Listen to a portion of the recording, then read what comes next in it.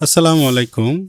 Web portal সংক্রান্ত video টিউটোরিয়ালে আজকে আমি আপনাদেরকে দেখাবো নতুন নিয়মে ওয়েব পোর্টাল ভার্সন 2 তে ব্যানার আপলোড করতে হয় এবং একই সাথে দেখাবো কিভাবে আপনি অতি সহজে ফটোশপের মতো করে সুন্দর করে ব্যানার বানাতে পারেন। তো আমি চলে যাচ্ছি আমার ভিডিওতে। যদি আমার চ্যানেলে আপনি নতুন হয়ে থাকেন অবশ্যই আমার চ্যানেলটিকে সাবস্ক্রাইব করবেন এবং শেষ পর্যন্ত দেখে ভিডিওটি যদি ভালো লেগে থাকে তাহলে অবশ্যই ভিডিওতে লাইক বাটনে ক্লিক করবেন।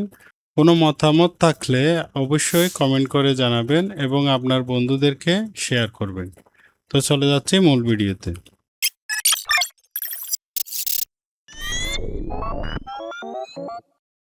প্রথমে আমার পোর্টালে দেখুন কিভাবে সুন্দর করে একের পর এক আমার ব্যানারগুলো আসছে আর যাচ্ছে, কারণ আমার এখানে একাধিক ব্যানার আপলোড করা আছে, সেজন্য একটার পর একটা আসছে আর আরেকটা যাচ্ছে, এভাবে সুন্দরভাবে দেখাচ্ছে। আপনিও আপনার ওয়েব পোর্টালে এই ধরনের করে সুন্দর ব্যানার আপলোড করতে পারবেন। আমি প্রথমে ওয়েব পোর্টালে লগ ইন করলাম। লগ ইন করতে গিয়ে যদি আপনাদের সমস্যা হয় তাহলে কিভাবে লগ ইন করার এই সমস্যাটি আপনি সমাধান করতে পারেন তা নিয়ে আমার একটি ভিডিও রয়েছে, সেটি আমার চ্যানেলে রয়েছে। এই ভিডিওর ডেসক্রিপশনে লিঙ্ক পেয়ে যাবেন অথবা উপরে আই কার্ডে ক্লিক করলে পেয়ে যাবেন, সেখান থেকে আপনি দেখে নিতে পারেন। এই ভিডিওটি দেখলে ওয়েব পোর্টাল লগ ইন সংক্রান্ত আপনার সকল সমস্যার সমাধান পেয়ে যাবেন। ওয়েব পোর্টালে লগ ইন করার পর এরকম একটি ড্যাশবোর্ড পাবেন। এখানে উপরে দেখতে পাচ্ছেন ড্যাশবোর্ড, অফিস ব্যবস্থাপনা, কন্টেন্ট, সাইট ব্যবস্থাপক, রিপোর্ট ইত্যাদি অপশনগুলো পাবেন। এখান থেকে আপনি এই কন্টেন্ট অপশনের মধ্যে ক্লিক করবেন। কন্টেন্ট অপশনে ক্লিক করার পর এখানে এই যে দ্বিতীয় একটা কন্টেন্ট আছে, এখানে দেখতে পাচ্ছেন ব্যানার একটা অপশন আছে, এখানে ক্লিক করলাম। এখানে ক্লিক করার পর আমি এখান থেকে আমার এখানে দেখেন 4টা ব্যানার করা আছে। এখান থেকে আমি নতুন ব্যানার যদি সৃষ্টি করতে চাই তাহলে আমাকে এখানে অ্যাড ব্যানারে ক্লিক করতে হবে। অ্যাড ব্যানারে ক্লিক করার পর আমি শিরোনামটা বাংলায় দিব। তারপর এই দ্বিতীয়টাতে আমার কিছু দেওয়া লাগবে না, এরপরে এখানে ইংরেজিতে দিব। বিস্তারিত যদি কিছু লিখতে চাই সেটা লিখব, তারপরে ছবি আপলোড করে দিব। তো আমি বলেছিলাম আপনাদেরকে কিভাবে ব্যানার, সুন্দর ব্যানার সৃষ্টি করতে পারেন সেটাই আমি আপনাদেরকে দেখাবো। অনেক সময় অনেকে মোবাইলে তোলা ছবি বা ক্যামেরা দিয়ে তোলা ছবি, বড় ছবিকে যখন ওয়েব পোর্টালে ব্যানার হিসেবে আপলোড করে সেক্ষেত্রে ছবিটা বিকৃত হয়ে যায়।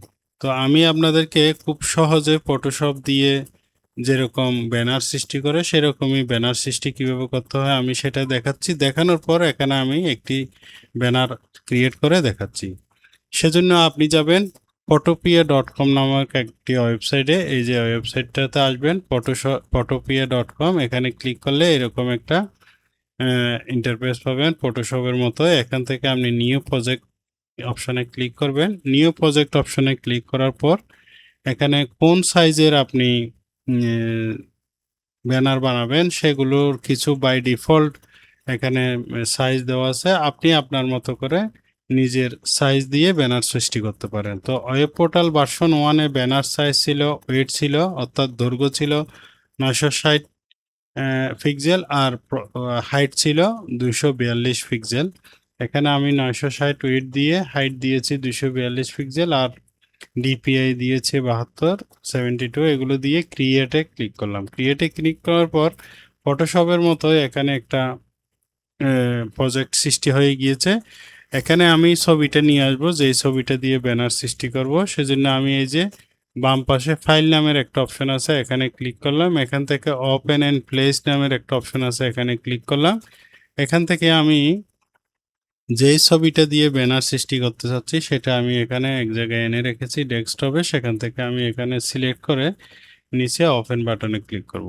ওপেন বাটনে ক্লিক করার পর দেখেন এখানে এই ছবিটা ব্যানার সাইজের নয়, আমি সেটার জন্য এটাকে ব্যানার সাইজের করে নিব। তো এই ছবি যে অবস্থায় এখানে এসেছে সেটাকে আমি এই যে আমি মাউস পয়েন্টারটা যদি এখানে নিয়ে আসি, দেখেন পাশাপাশি অ্যারো দেখাচ্ছে। এখান থেকে আমি জাস্ট ড্র্যাগ করে টান দিলাম, দেওয়ার পর এটা এদিকে লেফট দিকেও আমি এদিকে লেফট সাইডেও আমি একটু টেনে দিব। টেনে দেওয়ার পর দেখেন এই ছবিটার উপরে নিচে অনেক অংশ কেটে গিয়েছে, কেটে যাওয়ার পর এটা একটা ব্যানারের জন্য উপযুক্ত হয়ে আছে। এখন আমি এটাকে উপরে নিয়ে যে কোনো দিকে নিয়ে যেতে পারবো, নিয়ে গিয়ে এটার মতো করে আমি এটা রেডি করতে পারবো।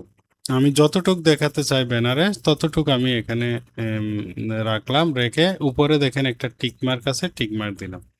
এরপরে এটার উপর আমি চাইলে কিছু একটা লিখে দিতে পারি। লিখার জন্য আমি এই যে এখানে এসে এই যে দেখেন এখানে লেয়ার গুলো আছে, এখান থেকে যদি আমি ক্লিক করি আরেকটা লেয়ার যুক্ত হয়ে গেল। অথবা লেয়ার যুক্ত না করলেও সমস্যা নাই, আমি চাইলে এটাকে ডিলিট করে দিতে পারি, এই লেয়ারটাকে ডিলিট করে দিলাম। এখন আমি যদি এই যে বাম পাশে এসে টি একটা আইকন দেখতে পাচ্ছি, এখানে ক্লিক করলাম। ক্লিক করার পর এখন এটা টেক্সট লেখার জন্য প্রস্তুত হয়ে আছে। আমি যদি এখানে এটাকে ক্লিক করি তখন এটা একটা টেক্সট লেয়ার হিসেবে নতুন লেয়ার যুক্ত হয়ে গেল। এই লেয়ারটা ছবির নিচে হওয়াতে দেখা যাবে না, আমি উপরে নিয়ে আসলাম।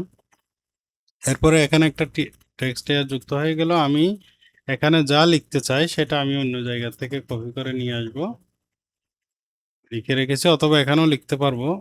এই যে টির মাঝখানে ডবল ক্লিক করলাম আর এখানে আবার মাউস পয়েন্টার অন হয়ে গেল, আমি কন্ট্রোল বি দিয়ে এটাকে পেস্ট করলাম। একটু এডিট করে দিব, এখানে ভুল আছে বানান।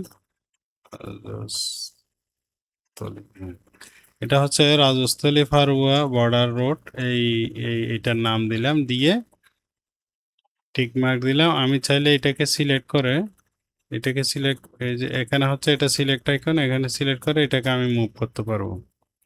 আমি এটা সেন্টারে করে দিলাম, সেন্টার করে দিলাম যাতে দেখতে একটু সুন্দর দেখা যায়।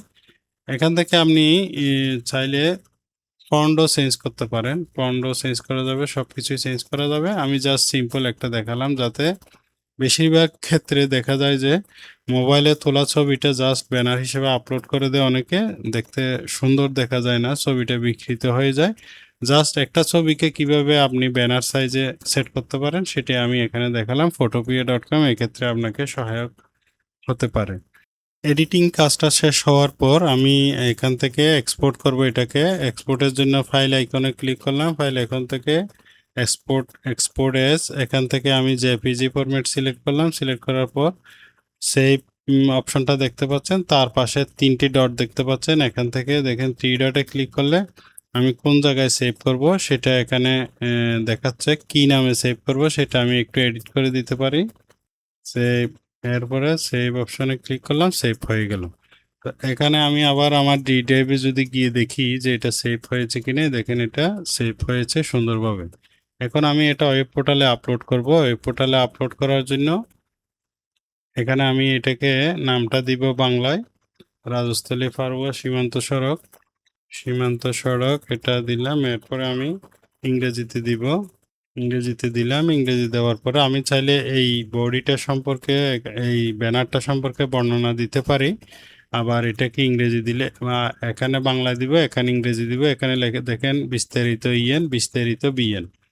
যেখানে বিএন লেখা আছে এটা বাংলা দিতে হবে, আর যেখানে ইএন লেখা আছে সেখানে ইংরেজিতে দিতে হবে। দিয়ে এখানে এই যে ইমেজ এই আইকনটাতে ক্লিক করলে আমি ছবি সিলেক্ট করার অপশন পেয়ে যাব। এখান থেকে সিলেক্ট করলাম, সিলেক্ট করার পর ছবিটা এখানে চলে আসলো। এরপরে ক্রম হচ্ছে আপনার ওয়েব পোর্টালে ব্যানার কোনটার পরে কোনটা দেখাবে সেটা আপনি এখান থেকে সিলেক্ট করে দিতে পারবেন।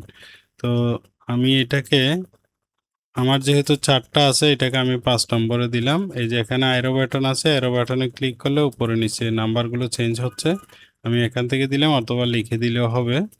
দিয়ে পাবলিশ এটা যদি অন না থাকে তাহলে পাবলিশড হবে না। এরপরে নিচে এসে তৈরি করে বন্ধ করুন, এইখানে ক্লিক করলাম। এখানে ক্লিক করার পর আমি যদি আমার পোর্টালে যাই তাহলে দেখতে পাবো যে আমার ব্যানারটি আপলোড হয়েছে কিনা। তো আমি আমার পোর্টালে যাওয়ার জন্য এই যে দেখেন এখানে আহ, পৃথিবীর মতো একটা চিহ্ন দেখা যাচ্ছে, এখানে যদি আমি ক্লিক করি আর একটা ট্যাবের মধ্যে আমার ওয়েব পোর্টালটি প্রদর্শিত হবে। তো এখানে দেখতে পাচ্ছেন যে আমার এই যে দেখেন ব্যানারগুলো একটার পর একটা আসতেছে। আমি একটু অপেক্ষা করছি, দেখেন এটা আসলো, এরপর আরেকটা আসবে। যেহেতু এটা 5 নম্বর ব্যানার, এটা 5 নম্বর এর মধ্যে আসবে। এখন ধরুন ব্যানার কিভাবে এডিট করবেন। আগে সৃষ্টি করেছিলেন অথবা এখন সৃষ্টি করছেন, পরবর্তীতে আপনাকে আবার এডিট করার প্রয়োজন পড়ছে।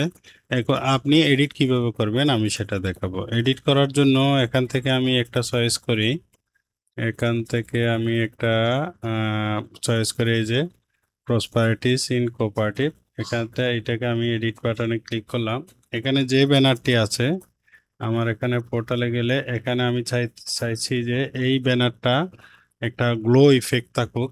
আমাদের যে সমবায়ের লগো আছে এই লগোটার পাশে আমি সেই গ্লো ইফেক্টটা দিতে চাচ্ছি, যাতে করে দেখতে সুন্দর দেখা যায়।